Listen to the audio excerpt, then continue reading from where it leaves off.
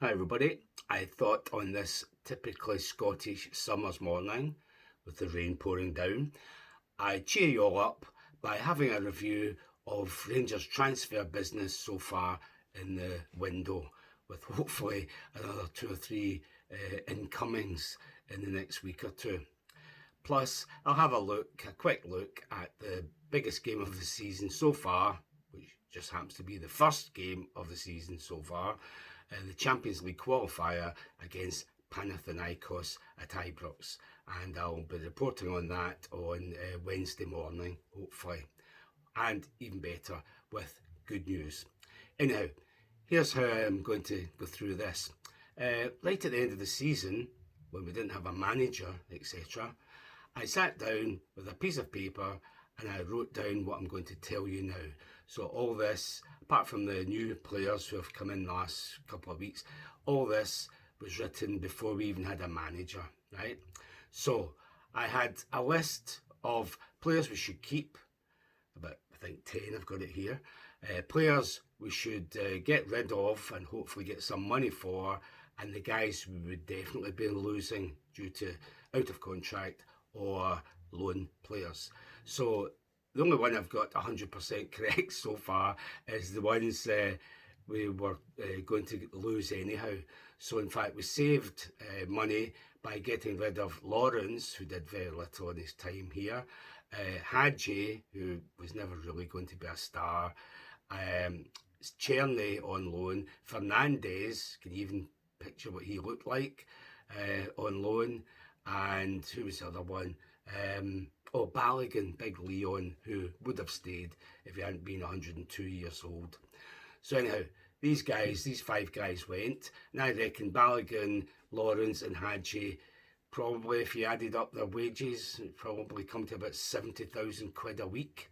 So there's £70,000 we can spend on, what, 5 or 6 younger, new players.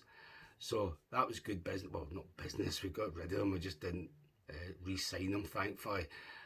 Apart from maybe Czerny at a push, but not at 7-8 million quid transfer fee. So anyhow, they all went. The guys I wanted to go, and hopefully who would maybe gain us some money, were the likes of Dowell and Davis.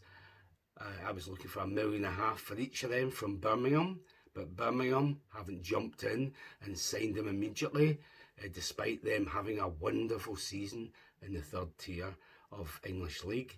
So we're still stuck with them. Proper Robin Lurpak, as I call him, he's dawdling on a move back to 20 because of the money. So I reckon it'd be worth a couple 100,000 to make up for the difference in wages, just to get rid of them, get them off the wage bill, and hopefully get what they were talking about, £1 million in transfer fee for him. But that still hasn't gone ahead. We went rid of Leon King, he's produced nothing, never will. Ditto Ross McCausland, I was thinking £500,000 for both of these two, or each, not both. Although I wouldn't put it past the old management to take £500,000 for the two of them together. £500,000 each. Cifuentes, he's come back, hasn't even appeared in training. So I was looking for £1.5 million for him. Apparently the Greek team that wanted him weren't willing to pay, what was it, 3 million we were looking for. So £1.5 million now, get rid of him. That's what I had written down for him anyhow in the first place. I wanted rid of Matondo, I'd take £1 million for him, but of course he's crocked before the season even starts, so I just get him off the wage bill if we could, give him a free transfer, but don't pay him anything. Drossers, obviously, I was happy to take 3 million, and we're apparently refusing 4 million for him. Ditto Danilo, I'd take 3 million for him, but he's been training, he looks as if he might be the starting striker tomorrow night, so that's worrying. So I had all these guys. Yilmaz, there's another one, I'd take 3 million for him, but actually I'd probably take less than that. But these are the ones I want rid of, and none of them have gone yet. That's the worst aspect of our transfer business so far. Of the guys who came in, without having seen them, I saw Max Aarons in the friendly against Bruges, second half Fernandez, so they're the only ones I've actually seen in action. But I like the look of them, I like the sound of them, I like their profile. Sounds like the sort of guys we need. We've got Aarons, who was brought in to replace Tavernier, at least for this season. We've got two big, strong, tall, ball playing, hard tackling, presumably, central defenders in Nasser Jiha and Manny Fernandez.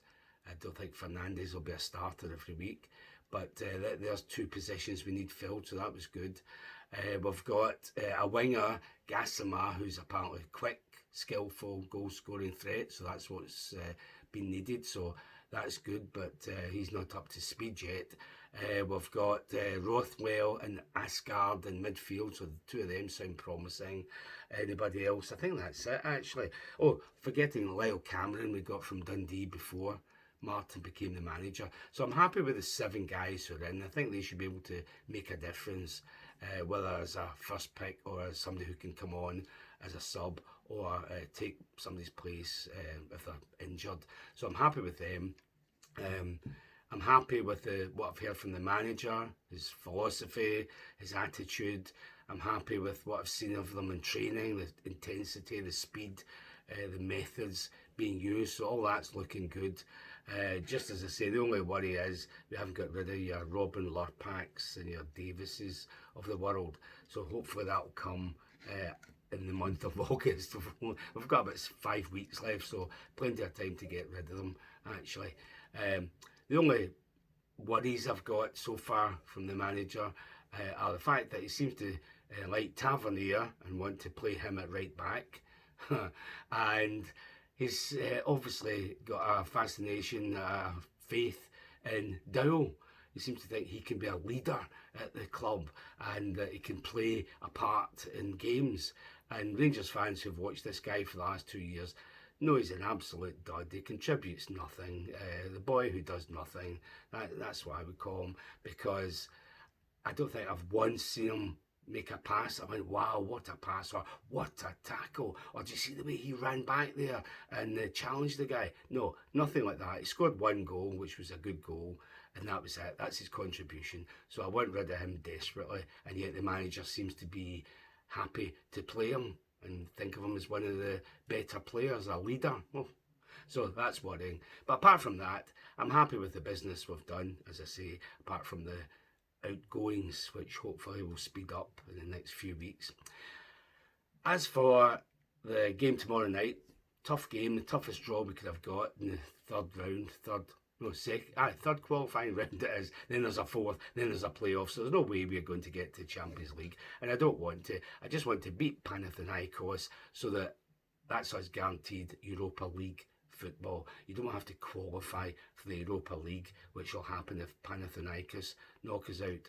And if you don't qualify for that, you then have to qualify for the Conference League. So you don't want to go through all that pre-season just to get European football. So this game tomorrow night is vital. I'm a bit more optimistic now than I was a couple of weeks ago, looking at the new signings we've got in the last couple of weeks. Just a pity Asgard got injured in that bounce game against Neil Lennon's Dunfermline. Big surprise, we got who was looking at star player injured. So apart from that, I'm getting more confident as the days go by, and hopefully we can beat Panathinaikos by a couple of goals, and in a week's time we'll be even more ready for them in the away leg. So that's looking good.